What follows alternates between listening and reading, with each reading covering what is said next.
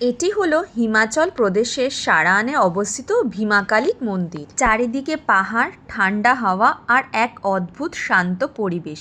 জায়গাটা সত্যি অন্যরকম লেগেছে। এই মন্দিরটা শুধু ধর্মীয় দিক থেকে নয়, এর আর্কিটেকচারের জন্যও ফেমাস।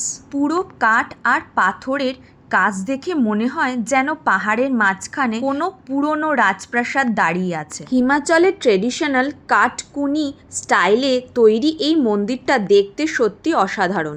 লোকজন বলে এটা 51 পীঠের মধ্যে একটি। এখানে দেবীর ডান কান পড়েছিল।